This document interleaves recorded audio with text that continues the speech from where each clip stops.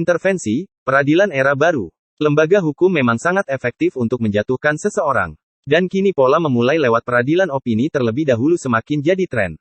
Kasus peradilan opini, yang berujung pada penjatuhan hukuman, bisa kita lihat dalam kasus pembunuhan yang menyebabkan Antasari Azhar harus tercopot dari jabatan Ketua KPK, dan kasus korupsi Hambalang serta mobil Harrier yang mengakibatkan Anas Urbaningrum meringkuk di penjara.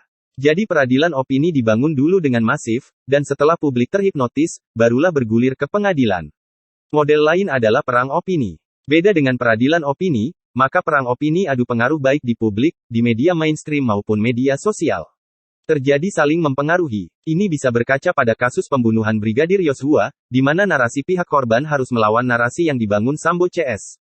Awal mula, Sambo CS menang opininya, tetapi fakta kejanggalan terkuak, sehingga berbalik, kini pihak korban yang menang telak. Sambo dan gengnya terciduk dengan ancaman hukuman mati. Kedua nuansa ini saya alami saat ini, ketika menangani kasus dugaan pemerkosaan santriwati di Jombang, yang kini disidangkan di PN Surabaya. Saya menanganinya, ketika mulai masuk pengadilan, di mana publik telah terhipnotis dengan opini, telah terjadi belasan korban santriwati di bawah umur oleh anak kiai. Publik pun menghujat abis terduga pelakunya, yaitu Mas Beki. Narasinya sangat kuat, belasan santriwati di bawah umur diperkosa, dicabuli dan lainnya. Kasus pun bergulir ke jalur hukum. Berbagai drama makin menguatkan dengan alasan mangkir, DPO dan lainnya. Peradilan dan hukuman sosial telah selesai sebelum kasusnya ke pengadilan. Bahkan sebelum masuk pengadilan, Kapolda Jatim Irjen Pol Niko, berstatement meyakinkan, kalau anak 5 korban santriwati dibawa ke dalam pengadilan. Uniknya, setelah membaca dakwaan JPU di PN Surabaya, ternyata korbannya hanya 1, dan usianya 20 tahun saat kejadian 25 tahun saat ini. Bayangkan, dari kalimat belasan santriwati di bawah umur, berubah jadi 5 korban. Dan akhirnya hanya 1 yang dipaksakan ke pengadilan. Betapa jauh sekali, penggalangan opini belasan santriwati di bawah umur, menjadi korban 1, dan usia sudah sangat dewasa. Terdakwa telah dihakimi, atas fiksi yang dibangun kekuatan besar. Hingga saat ini, ada 3 saksi telah diperiksa, dan makin menguatkan jika kasusnya lebih mendekati fiktif. Mulai ada titik terang, adanya dugaan keterlibatan, kekuasaan lokal, pihak internal Ponpes yang ingin menguasai Ponpes dengan menjatuhkan terdakwa yang disebut sebagai pelanjutnya, hingga dugaan ada kekuatan usaha besar yang khawatir pabrik rokok sehat tentrem milik terdakwa semakin berkembang pesat. Terlepas dari itu, di sidang tertutup ini, ada upaya menggalang opini setelah kesaksian mulai semakin tidak jelas antara fakta peristiwa, locus delicti, tempus delicti, kesesuaian cerita antar saksi. Itu dilakukan dengan berbagai cara, ada yang mencoba mengirim LSM berdemo, dan akhirnya ketahuan diduga berangkat dengan mobil milik pemerintah setempat. Ternyata, ada politik lokal juga bermain. Lalu ada kehadiran LPSK, Komisi Yudisial, dan terakhir Kementerian PPA yang mencoba meminta hadir intervensi dalam sidang tertutup tersebut. Kami, tim hukum harus berjibaku, untuk memastikan semua berjalan fair dan terukur secara KUHAP.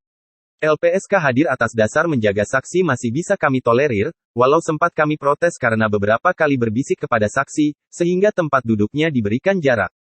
Bahkan Kompolnas pun cawe-cawe hadir. Tanpa urusan yang jelas. Benny Mamoto, yang akhirnya dibully netizen dalam kasus Sambo, sempat petantang-petenteng di PN Surabaya, dan masuk ke sidang yang pas baru selesai. Alasannya memantau sidang, kami juga harus berargumentasi keras, meminta sidang berjalan offline, agar saksi benar-benar adalah saksi, bukan pasukan yang terdoktrin jalankan target tertentu, memberikan keterangan di kejauhan. Syukur dikabulkan lewat argumentasi hukum dan medis. Terakhir, Jumat kemarin, kami juga menolak oknum kementerian melakukan tekanan psikologis di dalam sidang tertutup dengan hadir sebagai pemantau. Marwah pengadilan dalam rumpun yudikatif harus dijaga dari intervensi eksekutif.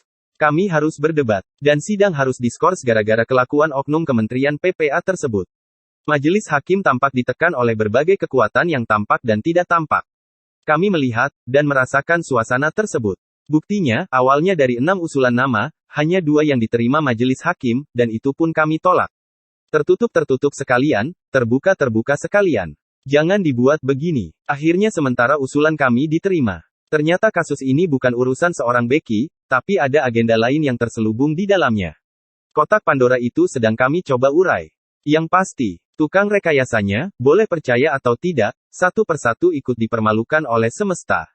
Yang mempermalukan Ponpes atas nama hukum, kini institusinya mempermalukan dirinya sendiri dengan kasus kekerasan di internal institusinya, berlatar motif asusila yang menghebohkan jagat. Bahkan saya yakin, dalam hitungan beberapa waktu lagi, perekayasa yang di Jatim juga akan terbongkar kelakuannya dalam urusan backing judi 303, dan kasus lainnya. Namanya sudah mulai tersebut kencang. Karma sedang bekerja dan tidak pernah salah alamat. Bahkan kasus asusila lembaga lanjutannya juga terungkap di Jombang beberapa hari lalu, di lembaga aparat penegak hukum. Satu persatu, institusi yang mempermalukan Ponpes Sidikiyah, dipermalukan oleh kelakuan internal institusinya itu sendiri. Manusia boleh merekayasa, tetapi kekuatan doa, niat mulia, dan relasi kemanusiaan, yang sudah dibangun puluhan tahun di Ponpes Sidikiyah Ploso Jombang untuk Indonesia Raya, akan membentengi eksistensinya. Sebagai ketua tim hukum, saya sangat merasakan hal tidak tampak tersebut. Dah gitu aja.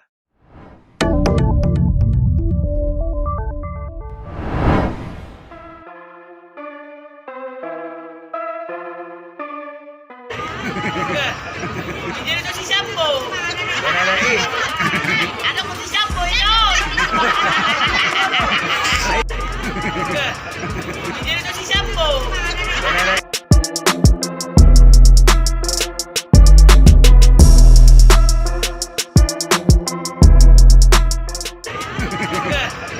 Jadi itu si Sambo. Ada pun si Sambo itu.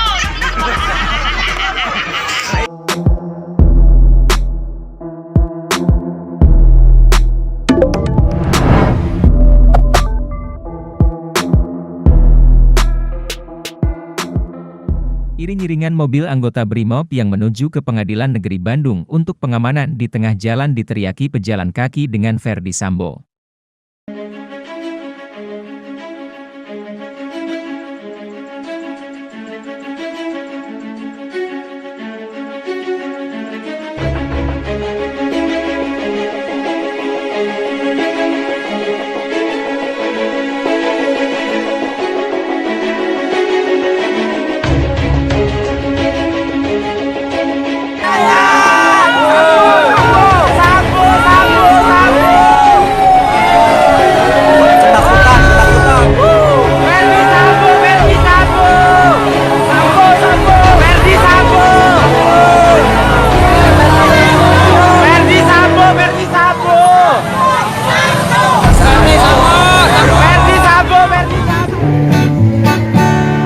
Ada cerita beredar hari ini, ada polisi tembak sesama polisi.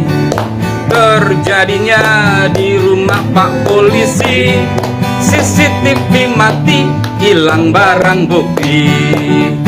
Korbannya udah mati, semua ditutupi. Tersangka ngaku diperintah Pak Polisi. Buat apa aku jadi Pak Polisi? Kirim peti mati, manipulasi otopsi. Hoax diproduksi, libatkan banyak polisi. Jabatan dicopot, penjara pun menanti. Pak Polisi macam ini takkan bisa mengayomi, malah jadi backing narkoba, sabu, miras, judi. Lagi ngadu ama Ibu Pertiwi. Ibu Pertiwi makin bersusah hati. Polisiku kenapa begini? Buat apa aku jadi Pak Polisi? Olah sana atur sini demi komisi. Buat apa kita jadi Pak Polisi kalau akhirnya kita ikutan korupsi? Pak Polisi kayak gini takkan bisa melindungi, malah jadi hakim untuk kepentingan sendiri.